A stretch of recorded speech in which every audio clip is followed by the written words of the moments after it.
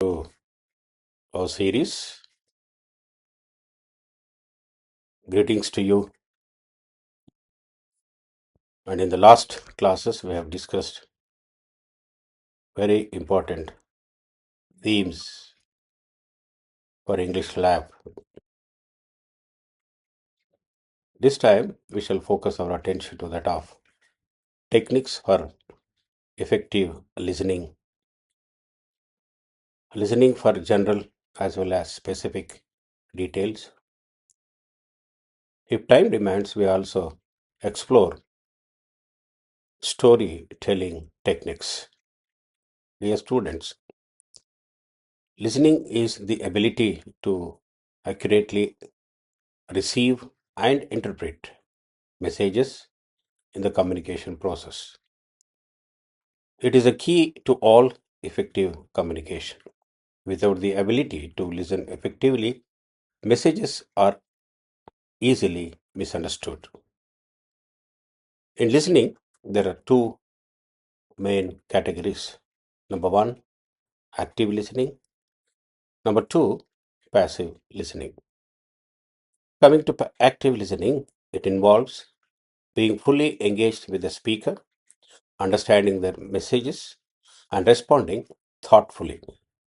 You might actively listen to nodding, making eye contact, asking clarification questions, and summarizing key points to make sure you have understood everything. Contrary to this, you have passive listening. Passive listening involves hearing the words but not fully engaging with the speaker. It lacks interaction and may lead to misunderstandings. For instance, passive listening might involve hearing a lecture but not taking notes or making notes, which can mean you miss important information to document. Coming to techniques for effective listening requires both a deliberate efforts and a keen mind. Effective listeners appreciate flow of new ideas and information. Organizations that follow the principles of effective listening are always informed timely, updated with the changes and implementations, and are always out of crisis situations. Effective listening promotes organizational relationships, encourages product delivery and innovation, as well as helps organizations to deal with the diversity in employees and consumers it serves. To improve your communication skills, you must listen to effectively. I mean to say, you have to listen very, very effectively. Effective listening gives you an advantage and makes you more impressive when you speak. It also boosts your performance. Some of the techniques for effective listening are: number one, focus on the intent and purpose of the conversation. Number two, pay attention to body language. Number three, give encouraging verbal cues. Four, clarify and paraphrase the information. Number five, ask questions. Number six, refrain from judgment. And finally, we can say that summarize, share, and reflect. Coming to our second part of our discussion is the listening for general as well as specific details. Dear students, in the context of language learning and teaching, gist is defined as the general meaning or purpose of a text, either written or spoken. Listening for gist is when the learner tries to understand what is happening if he or she cannot understand every phrase or a sentence. The learner is trying to pick up keywords, intonation, and other clues so as to make a guess as the meaning. Let me make this more interesting by giving you some of the examples, like what's the subject of the passage, or what does the speaker think about the topic, or what is the main idea, of the passage. At the same time, listening for specific details. Specific information is often factual in nature. For example, a name, a place, a profession, an object, a number or a quality or a quantity.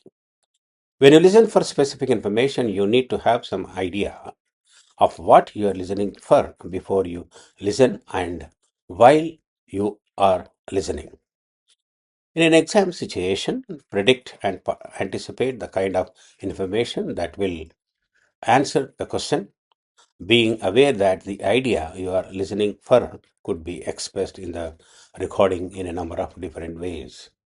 As you listen, you need to recognize when the information is about to be given and pay particularly close attention at that point. Sometimes listening for specific information also involves listening to determine whether information is stated or not. Coming to the next theme that we have on hand is the storytelling.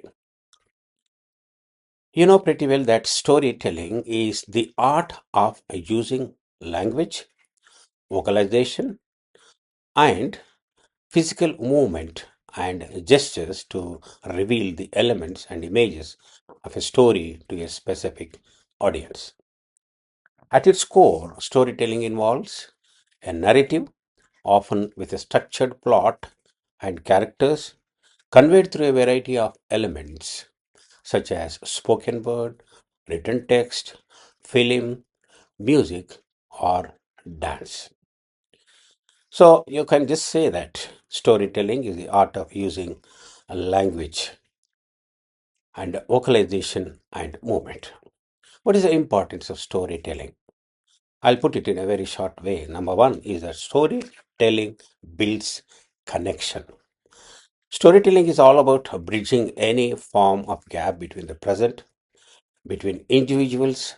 It also bridges a gap that the present in the existing generation. This in itself gives a clue that storytelling is quite important. Number two is that storytelling cultivates empathy. Storytelling is an excellent method for cultivating empathy. This is done allowing people to step into someone else's shoes. This lets them see the world through their eyes. It also helps to take over emotional gaps. And thirdly, speaking, that storytelling preserves our culture. It preserves culture by passing down traditions through generations. It teaches lessons and protects languages. It also strengthens the essence of identity within communities. From ancient mythologies to present tales, stories carry out the essence of a people's history. Storytelling also provides healing. You may be surprised to see this. It provides healing in the most exceptional manner. It gives people a platform to express their pain, thus, in the long run, is useful as it helps to make sense of their difficult experiences also. When someone shares their story, they often feel heard and understood. And I can say that storytelling also enhances your communication skills. It improves your communication skills by helping people to organize their thoughts. This results in expressing their ideas clearly. It also encourages creativity. This also helps to make messages more engaging and memorable. So, how to develop a storytelling, or in other words, the process of storytelling or process of good storytelling. A good story captivates readers through compelling characters, a well structured plot, and emotional depth, leaving a lasting impression. Thus, to develop a good story, you must number one, to understand your audience. Before you tell a story, think about whom you are going to speak or to whom you are going to involve. What do they care about? What do they already know? When you understand your audience, you can choose the right words, tone, and details that will really grab the attention. Number two is that define the message you want to convey. Decide how you want to tell your story. Will it be spoken, written, or maybe through a video or a song? Each way has its own vibe. This shows that it has the sole power to change your story feels. This is why you must pick the mode that fits your message and your style best. Thirdly, establish the purpose of your story. Every good story has a reason behind it. This can be linked with something you want to share or teach. So before you start to pen down, ask yourself an important thing. What is your story all about? All of this will hint towards your purpose. Next, choose the most appropriate medium. Think about the best way to get your story out there. Is it through a book, a podcast, a live walk, or maybe social media? This is important as the right medium can make your story more accessible. That is why you must consider what works best for your message. Next is to create the characters. Characters are the heart of your story as they make your story come alive. Therefore, to achieve this, you must create characters that feel real. Be generous to add in some hopes, flaws, and dreams feel for your characters. This will lead people to care about your characters. Our next one is to introduce a conflict. Nobody loves bland food. Likewise, every story needs a little spice. Not too spicy, meaning it should have a little bit of excitement or tension. Plus, a story without this element is unbeatable as it helps people to stay hooked. Reach a resolution. Next one. After a heavy storm, peace comes over.